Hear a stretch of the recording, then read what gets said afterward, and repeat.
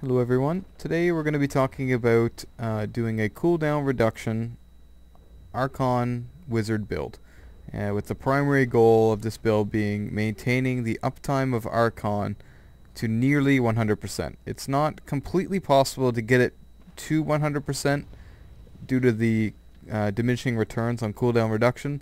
However, you can get it quite close. With my current gear set, I've got it down to about 11 seconds of downtime for Archon, which is pretty good. That's about as high as you're going to be able to get it with the diminishing returns on cooldown reduction. However, it allows me to solo and group play Torment 5 and 6 without any issue. 6 requires changing some of my passives around to be a little bit more defensive, because for Torment 5 I run a full offensive passive and skill build other than one rune on energy armor. So we'll get right into it with our skill choices. For your primary skill, I am using Shock Pulse with the rune of Power Affinity, just to get back a little bit more arcane power, and we use that because our secondary ability is Disintegrate, and Disintegrate does excellent damage. However, it eats through your arcane power quite fast. So you have Power Affinity as a backup, just in case you run out of arcane power. You blast off a couple of those, and then you have enough arcane power to do a couple more seconds of Disintegrate, and then by that time your Archon's already back up. Your number one ability is, of course, Archon. We're using the Pure Power rune to reduce the cooldown on Archon from 120 seconds to 100 seconds. And that's because we have to do this because the Veer set bonus currently is bugged. So right now you have to choose between having a reduced cooldown or dealing the additional 22% damage. So for my current build, because of the bug, we have to go with the 100 second cooldown. It's unfortunate, but hopefully it should be getting fixed the next patch. Our number 2 ability is Energy Armor with the rune of Prismatic Armor, and this is just for survivability's sake. Increases all of your armor, reduces your arcane power, which is not a big deal, and then we ruined it to also increase your resistances to all damage types by 25%. Familiar Spark Flint, of course, gives you 10% increased damage. It's pretty much a no-brainer. And then Magic Weapon Force Weapon, again, pretty much a no-brainer. Gives you 20% increased weapon damage. For your passives, I'm going with Evocation, which is, for this build, it's a must. You have to have it. Reduces all of your cooldowns by 20%. We're using Audacity, which is an additional 15% damage to enemies within 15 yards. And we're using that pretty much just because of one item. And the Disintegrated, we're using that again pretty much because of one item. And we'll get into that item here when we go through our item choices. Unwavering Will, pretty much a given. It's an amazing passive skill. And whilst you're an Archon, you use Blink to move around, and you don't do a whole lot of moving around on your own. You pretty much just blink around to deal your damage. And then Glass Cannon, it's just an additional 15% damage. Reduces your survivability a little bit with the armor and resistances by 10%. However, you shouldn't be having any survivability issues whilst you're an Archon, because Archon increases all of your armor and resistances by 20% whilst you're in Archon. So that's the skill build that I'm currently going with. For item choices, we are using the El Gould's 2-piece set bonus, or 2 pieces, along with the Ring of Royal Grandeur to obtain the 3 set bonus. And El Gould's is just very nice because it just straight up reduces all the damage you take from not only regular mobs by 7%, it also reduces the damage you take from elites by 15% and increases the damage you deal to elites by 15%. It's an excellent set. I strongly recommend you craft it. I went with the option of doing Helm and Bracers. However, there's 2 other pieces in it that you can substitute. We're also using the Born set. The Born set reduces cooldown of all your skills by 10%. It's very important for this build, as you want to be stacking absolutely 100% as much cooldown reduction as you can possibly get, irregardless of the diminishing returns. So I went with Shoulders and Boots for the Shoulders and Weapon for this set. Veer's Grasping Gauntlets. I was fortunate enough to find one with cooldown reduction, albeit not a very high one. It's still important for this build because it's just another slot with cooldown reduction. We are taking advantage of the bug currently with Unity, using a Unity on yourself as well as on your follower with the Enchantress focus of your follower cannot die. I haven't been lucky enough to find the Templar one yet, so the Enchantress will have to do. This just straight up reduces the damage you take by 50%. It's important to note that for Torment 5, without doing that Unity trick, this build, this current skill set wouldn't really work for Torment 5. You'd probably take a little bit too much damage. However, just by dropping either Audacity or even Glass Cannon and picking up Blur is enough for my current gear set to do Torment 5 without any issue whatsoever. So we have the Unity re-rolled for reduced cooldown, obviously. We're using the Born's Furious Wrath with a reroll on the reduced cooldown by 10%, and the Born set again gives you 10% reduction on cooldowns. We have the Veer Chest.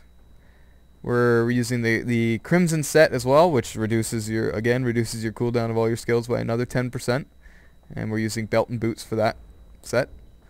And Veer Pants. And the Moonlight Ward is the reason why we're using Disintegrate. The Moonlight Ward puts shards of energy around yourself that explode when enemies get close for a lot of weapon damage. 316% was my roll on this one. Hits very hard. It's a very nice extra damage ability, and if you're tanky enough, you can always be on top of mobs and be dealing that extra damage. And since all of your abilities are arcane, you pretty much always have the shards on yourself. It stacks up to 4 times. You can have 4 shards whirling around you at any time. And they seem to blow up every 2 to 3 seconds. There seems to be a little bit of a cooldown there for when it actually explodes. But every 3 to 4 seconds you deal 316% weapon damage to all enemies within 15 yards. It's very nice. We're using the Al Ghul's Bracers for that as part of that set bonus with arcane skills of 20%. Our Ring of Royal Grandeur has been re-rolled for reduced cooldown. This is a terribly rolled Ring of Royal Grandeur. However, it's the only one I have, so it'll have to do. And we're using a Triumvirate with arcane skills deal 10% more damage. It's very important, and a re-roll for reduction on cooldowns by 7%. So with all those cooldown reduction pieces together, we're sitting at 68.36% cooldown reduction. If you actually did the math and added it all up, it would probably be closer to 70 or 80%, but because of the diminishing returns, it's at 68.36%. However, that allows Archon to have only 11 seconds of downtime between once the buff finally falls off and your ability to recast it. You only have 11 seconds of downtime on your Archon. So when you're outside of Archon, we'll just wait for it to tick down here, and there's still enemies on you, you have Disintegrate as a backup, and you just use Disintegrate, and it still does excellent damage. You can still kill elites with your Disintegrate, and once you run out of arcane power, as I said, you just blast off a couple shock pulses to raise your arcane power, and then you can go back to Disintegrate. But as you see, by the time I get through my arcane power pool, my Archon's already back up, and then we just use Archon. So we'll buff ourselves up here with Energy Armor, Familiar, and the Magic Weapon. We're sitting at 1.281 million sheet DPS and 13.4 million toughness. As I said, that sounds a little bit low, which it is, and the only reason why it works so well is because of this unity bug between your follower and and yourself. When that gets changed, of course, you can knock off Glass Cannon and run Blur, and with that on, you're at nearly 18 million toughness, and that's only with that's only with Blur. You could also run anything else to make yourself a little bit more tanky. But because of that unity bug, we're able to do run Glass Cannon, which is quite nice. So I guess without further ado, we'll go into a Torment 5 Rift here, and just kind of showcase the build and show you how well it kills stuff.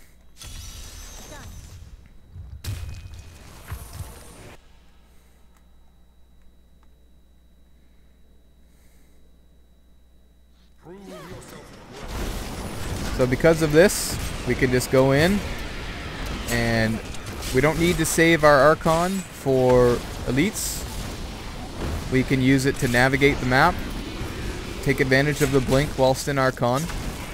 The set bonus also makes it so whenever you transform into Archon, you deal extra damage. You deal a ton of damage actually once you transform into Archon. You get a slow time rune as well, and you also get the teleport. So the Veer set bonus is very powerful. You can see we're getting 70 million crits there when we transform into Archon. And the blink is just very handy for just navigating the map. You can, as long as the doors are broken, you can blink through walls. It's quite nice. Doesn't really make sense that you need to wait for a door to be broken in order to blink through the wall. However, that's just kind of the way the game works. So as you see, we run into arcane power, just spam a couple of these, and then we're back into Archon.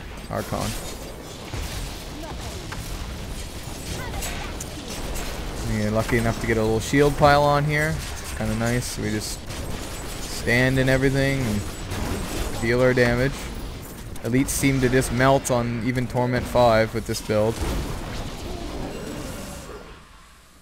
Run up, see if we can find ourselves another elite here. We do. It's also important to point out if you could also run a Saj with this build with cooldown reduction. You can get the gloves of worship from the caches, and they're really nice when you find an empowered shrine, because it gives you the empowered shrine for 10 minutes, and it'll make it so that your Archon has no downtime at that point with the with those gloves. And you can also spam your explosion and your blink, and it basically turns this build into being quite ridiculous with that rune equipped. So we'll melt this elite here. We'll kill a couple more. Blink's also nice to get away from explosions and things of that nature that might kill you. As you see, like, I'm not quite used to it at this point. Sometimes I don't try and stay as close as I can to the mobs for the additional damage. Kind of depends on the elite pack. If they're dealing a lot of damage to me, I tend to want to keep my distance. However, if they're not doing a lot of damage to me, then I'll just go right up and be on top of them while I deal my damage. So that's why I was getting into the Audacity thing. You could easily drop Audacity for Blur and not even really notice it, because I mean, a lot of times you're gonna get lazy and you're not gonna try and get as close to the mobs, like within 15 yards, to deal that extra damage. So you might as well pick up Blur to take the 15% reduction, or 17% reduction, sorry, to all damage.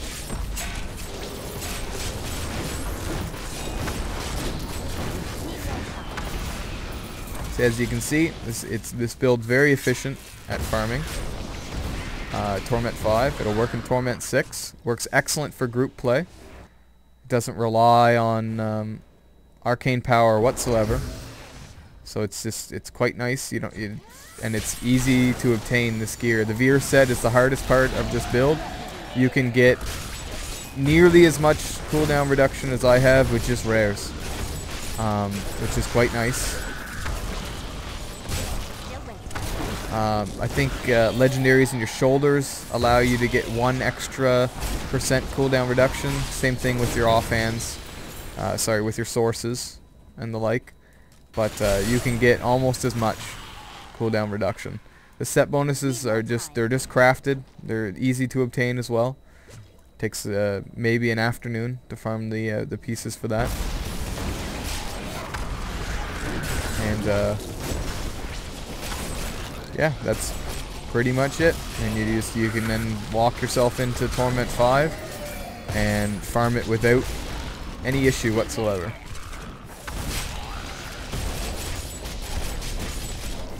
And see our Archons run out on this elite pack. However, Disintegrate still does excellent damage. And it'll allow me to kill this elite. Well, maybe not kill it, I guess, but our Archon's back up anyway. And as you see, like, you're not really avoiding any affixes on the elites. The only ones you really need to avoid is Molten, because I mean they still do hurt, obviously. But you can just stand in all this stuff and not avoid anything and just take the damage. I mean, the main goal for me with Diablo has always been the most mindless build possible for farming. You don't really want to pay attention at all. At least for me, anyway. You just want it to be mindless and efficient, and that's kind of what this build is. It's very mindless and very efficient at killing. See, we can use Blink there to get away from the frost. And just melt these elite packs. So yeah, that's pretty much it, guys. You can leave some comments if you have any questions about the build. Yeah, thanks for watching.